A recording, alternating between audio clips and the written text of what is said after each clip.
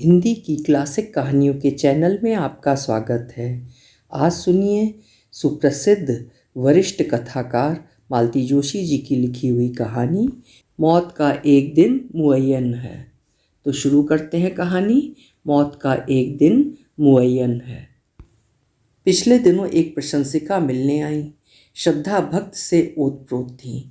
उन्होंने बताया कि पिछले 20 वर्षों से वे मुझे लगातार पढ़ रही हैं। मेरी हर पुस्तक उनके पास है और जहाँ भी मेरे विषय में कुछ छपता है वे तुरंत उसकी कटिंग काट कर रख लेती हैं। स्वाभाविक ही था, उनकी इस आस्था से मैं भी अभिभूत हो उठी और मैंने पूछा, आप कहाँ से आई हैं? मैं यहीं रहती हूँ मैडम, भोपाल में। भोपाल में? मैंने आश्चर्य से कहा, और 20 साल तक आपने मुझे अपने परिचय से वंचित रखा? ये तो बड़ा अन्याय है। आप नहीं जानती कि अपने सुधी पाठकों से मिलकर लेखक को कितनी खुशी होती है। आपने इस खुशी से मुझे मरहूम रखा। मेरे हस्बैंड भी हमेशा यही कहते थे कि तुम मैडम से ज़रूर मिलो, वो बहुत खुश होंगी, पर मेरी हिम्मत ही नहीं पड़ती थी। पता नहीं आपको अच्छा लगे ना लगे। अरे, इसमें बुरा लगने की तो कोई बात ही नहीं है, बल्कि मुझे तो बहुत अच्छा लग रहा है। अच्छा किया, देर से ही सही आपने अपने हस्बैंड की बात मान ली। मैं तो शायद अभी भी हिम्मत नहीं करती मैडम, पर क्या हुआ कि एक हादसा हो गया। कैसा हादसा? मैं बेवजह डर गई। आप उनको तो जानती होंगी। उन्होंने एक मंत्री महोदय का नाम लिया जिनकी पिछले महीने एक दुर्घटना में मृत्यु हो गई थी। मैंने कहा, व्यक्तिगत रूप से तो नहीं जानती थी, पर नाम जरूर सुना था। उनकी इस अकाल और आकस्मिक मृत्यु से सभी को आघात पहुंचा है। वो ना मेरी सास के राखी बंद भाई थे। दोनों एक ही गांव के रहने वाले थे, अगल बगल घर थे। वे भोपाल आ गए तो अम्मा जी ने कई बार कहा कि बंगले पर जाकर मिलना, मेरा नाम बताना, पर हिम्मत ही नहीं पड़ी कि पता नहीं क्या सोचेंगे। मिनिस्टर हो गए हैं तो पहचानेंगे भी नहीं। वहाँ तो सब लोग काम से ही जाते हैं। हमारे लिए भी सोचेंगे किसी मतलब से ही आए होंगे। सो हम लोग नहीं गए और यह हादसा हो गया। हाँ, ये सचमुच बहुत बुरी घटना थी। मैंने तो मैडम तभी सोच लिया कि अब मैडम से ज़रूर मिलना है। आदमी का कोई भरोसा थोड़े ही है, बाद में फिर पछतावा ही हाथ रह जाता है। उनका तर्क सुनकर मैं अवाक थी। मैंने मरियल सी आवाज़ में कहा, यह आपने बहुत अच्छा किया। मेरी भी उल्टी गिनती शुरू हो गई है। अभी अभी मैंने 74 वर्ष पूर्ण कर लिए हैं। अब कुछ कहा थोड़े ही जा सकता है। वही तो। उन्होंने मेरे कथन का समर्थन किया। मुझे लगा कि मैंने समय रहते उन्हें दर्शन दे दिए। इसके लिए मुझे अपने आप को धन्यवाद देना चाहिए। बड़े बेटे ने 21 साल की उम्र में ही इंजीनियरिंग पास कर ली थी। डील डॉल का भी अच्छा था, इसीलिए तब से ही रिश्ते आना शुरू हो गए थे। पहले तो उसकी उम्र का हवाला देकर हमने कई लोगों को लौटा दिया था। उसके 24 पूरे हो जाने के बाद हमने भी हथियार डाल दिए। सोचा देखना शुरू करते हैं, 2-4 साल तो उसमें ही निकल जाएंगे। फिर रोज़ पत्रों की आमद होने लगी, नित्य नए लोगों से मुलाकात होने लगी। एक बार एक पति पत्नी मिलने आए। साथ में बिटिया का फोटो, बायोडाटा, तरह तरह के सर्टिफिकेट्स तो लाए ही थे। उन सब चीज़ों को हमें सौंपने के बाद वे बोले, सर, यूं तो हम लोग ज्योतिष पर बहुत ज़्यादा विश्वास नहीं करते हैं, पर आजकल कुंडली का चलन फिर से चल पड़ा है। अगर आप देखना चाहें तो मैं बिटिया की कुंडली भी लाया हूँ। जोशी जी थोड़े विनोदी स्वभाव के थे। बोले, देखिए भाई साहब, कुंडली वगैरह पर तो हमारा भी विश्वास नहीं है। मैं सोचता हूँ कि अगर मिलानी ही है तो सास बहू की कुंडली मिलवाइए। पति पत्नी बेचारे तो फेरों के बाद जैसे तैसे निभा ही लेते हैं, पर सास बहू का निभना बहुत मुश्किल होता है। उनकी इस टिप्पणी को बिटिया की माँ ने बड़ी ही गंभीरता से लिया। बोली, नहीं सर, हमारी बिटिया ऐसी नहीं है, हमारे संस्कार ऐसे नहीं हैं। मेरी स्वीटी तो हमेशा कहती है कि मैं तो सास की खूब सेवा करूंगी, उसे खूब खुश रखूंगी। बेचारी को कितने दिन रहना है। मैं तो सन्न रह गई। उन लोगों के जाते ही मैंने इनसे कहा, इन लोगों को तो आप मना ही कर दें। अरे, अभी से कैसे मना कर दूं, लड़की तो देख लूं। नहीं, मुझे लड़की वड़की नहीं देखनी। क्यों? देखिए, मैं अभी से नहीं बता सकती कि मैं कितने दिन रहूंगी। वो कोई मेरे हाथ में थोड़े ही है। और वो ठीक ही हुआ ना। 2010 में मेरा बेटा शादी की 25वीं सालगिरह मना रहा है और मैं भी अभी वन पीस मौजूद हूँ। स्वीटी घर में आ जाती तो बोर ही तो हो जाती ना। महिलाएं अपनी सास की जीवन रेखा को लेकर इतनी चिंतित क्यों रहती हैं, समझ में नहीं आता। बात जरा पुरानी है। उन दोनों मैं भी बहूओं की जमात में थी। मेरी एक सखी हर 6 महीने बाद मुझसे कहती, एक किसी सड़क छाप दर्जी को जानती है क्या, अम्मा जी के ब्लाउज सिलवाने हैं।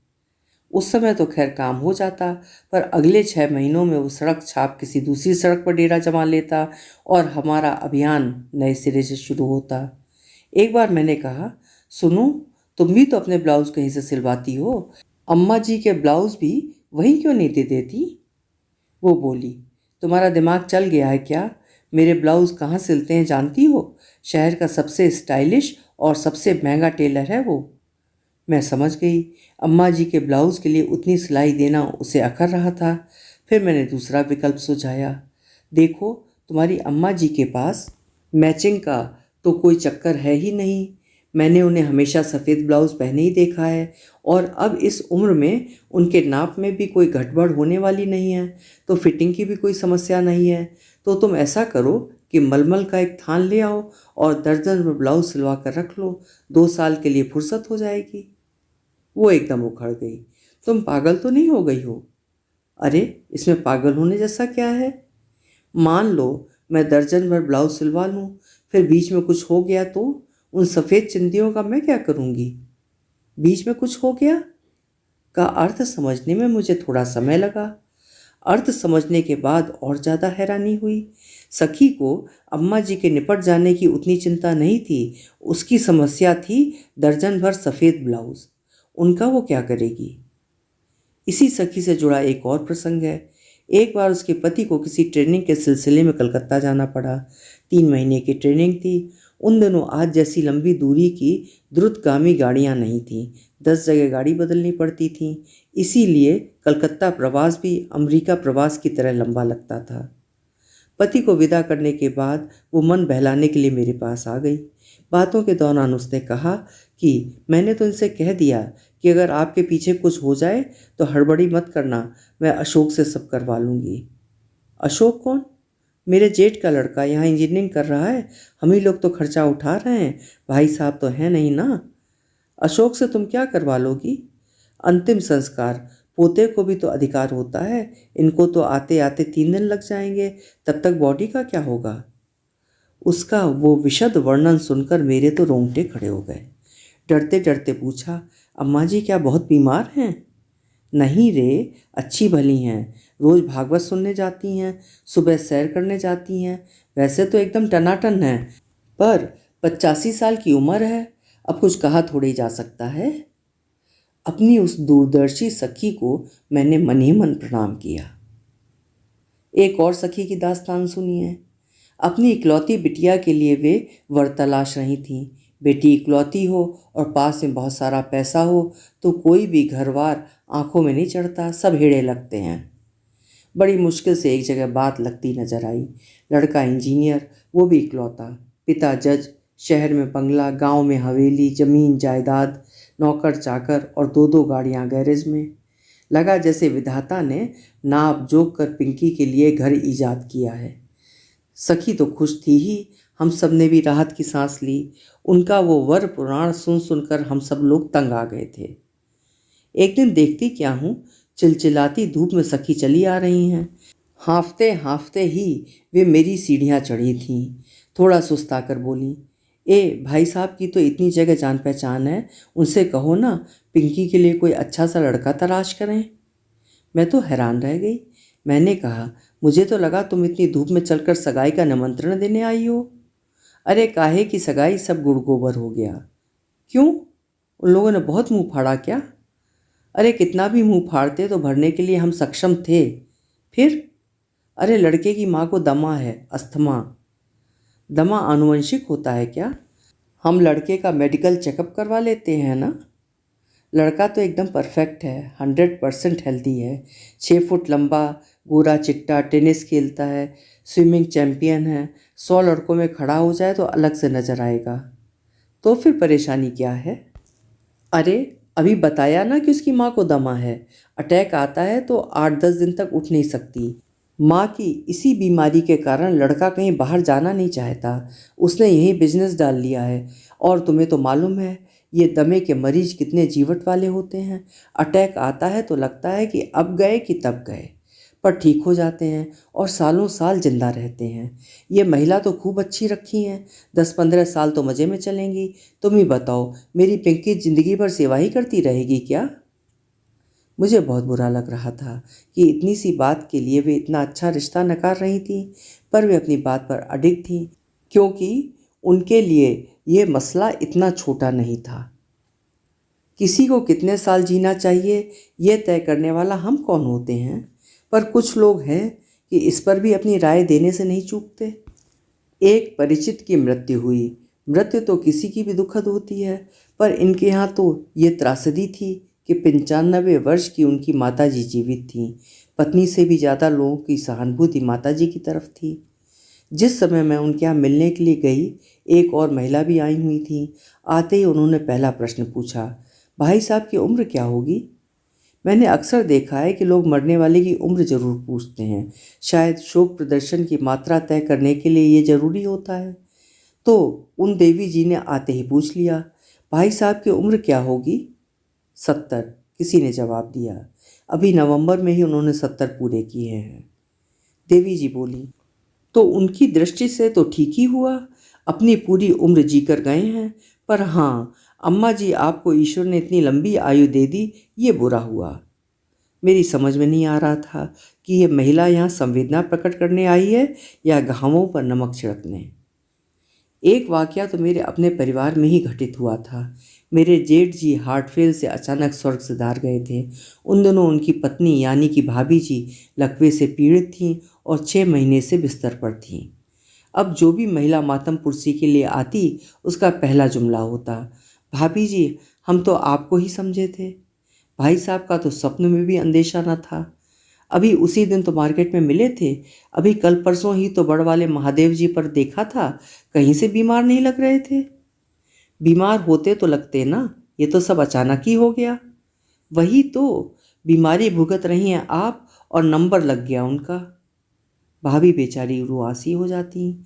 यही तो रोना है, भगवान भी जाने कैसा अंधा हो गया है।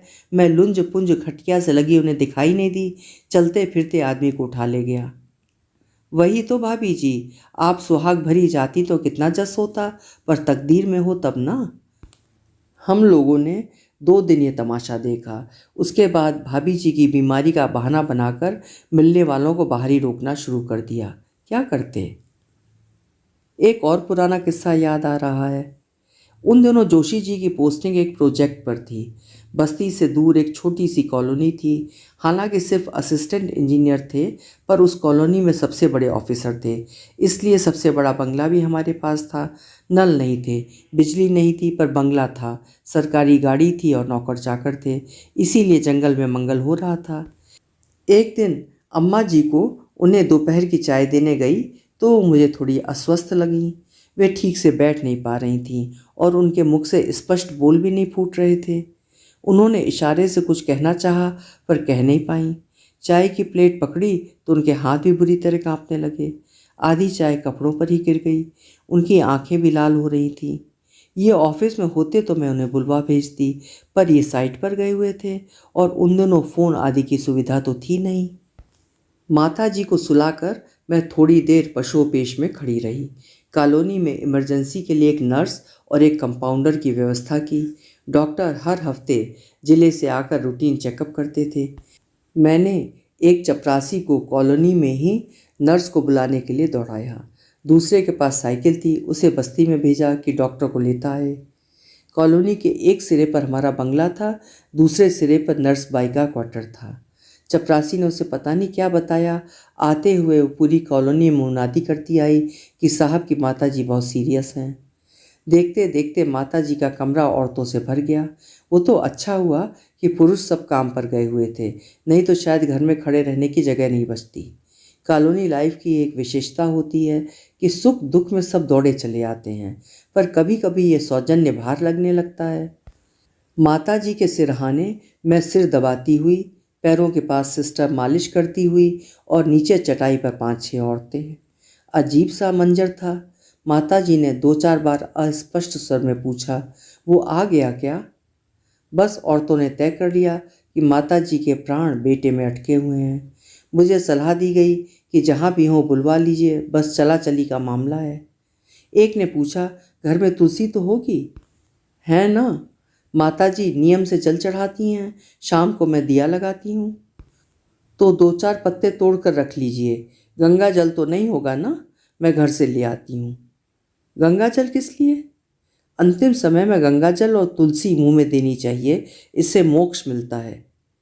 तो क्या माताजी का अंतिम समय आ गया? मुझे तो रोना ही आने लगा। शाम को जब ये घर लौटेंगे तो उनके बेटे को क्या जवाब दूंगी? एक ने पूछा, अंत्येष्टि यहीं करेंगी कि बॉडी ग्वालियर ले जाएंगी?